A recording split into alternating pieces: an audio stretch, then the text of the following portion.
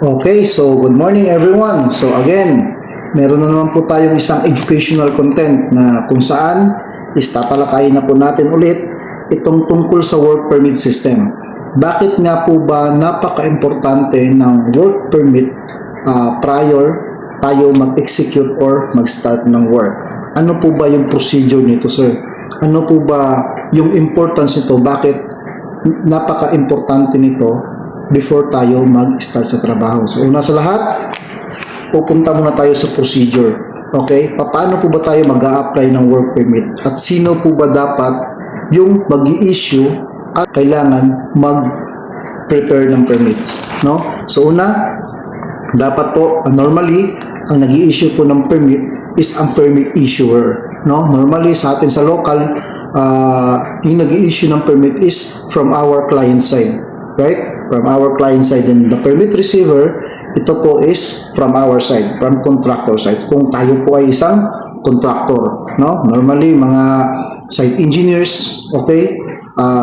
Sometimes safety officers, sila yung nag-a-apply ng work permit sa mismong client natin for approval. So, upon issuance of permit, dapat po meron po tayong tinatawag na joint site inspection. Okay? Joint site inspection. Sino po ang magkakandak ng joint site inspection? Dapat po ikandak po ito ni permit issuer and the permit receiver. Dapat po, prior sa issuance sa permit, pupunta sila sa site, mag-i-inspect sila kung ano po yung gagawin na trabaho, ano po yung site condition, okay? Para po ma-identify nila yung mga existing hazards at yung mga associated hazards na available na sa trabaho natin. Okay? Dapat po ma-identify nila yun properly. And then, they will write it down, yung lahat ng mga hazards, and at the same time, si permit issuer, maglalagay siya ng mga recommendation kung ano ang mga appropriate na safety precautions na dapat i-comply ni contractor, okay? Or ni permit receiver. Dapat lahat na yun, mga safety precautions, mga requirements dapat comply before si permit issuer is magsasign sa permit.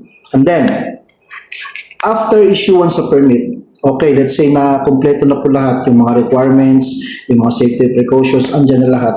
And then, i-receive po ni permit receiver yung permit. Okay, i-acknowledge niya yan, i-accept niya yan, na lahat ng mga nandoon sa permit, nakasulat sa permit, based on the agreement, okay, based on the permit, what is written there, dapat po i-make sure ni permit receiver na lahat po yun is complied and in place sa site. Okay, next, meron na po tayong permit. So, ano po ang gagawin ni permit receiver? So, sa permit receiver, kung siya po si foreman or si safety officer, so they have to ensure na dapat po yung permit is ma-discuss or ma-convey doon sa lahat nila na tao, no? Yung mga involved person or involved workers na mag-i-execute or tatrabaho sa mismong activity.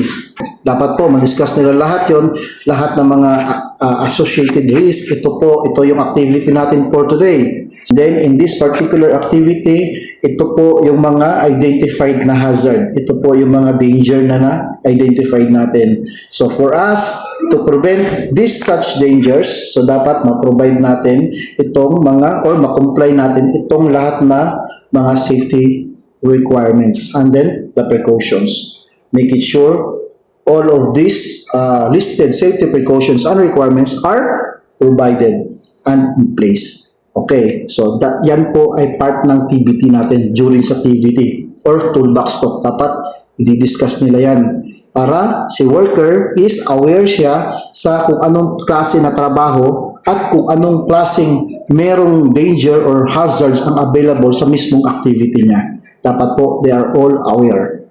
Okay po. And then, after that, during the work execution, dapat po si permit receiver is nasa site palagi yan. No? I-monitor niya to ensure na yung mga written requirements na binigay na na-recommend ni permit issuer is still in place and complied. So, yun lang po for today. And then, I hope nakagain po tayo ng konting idea and keep safe always.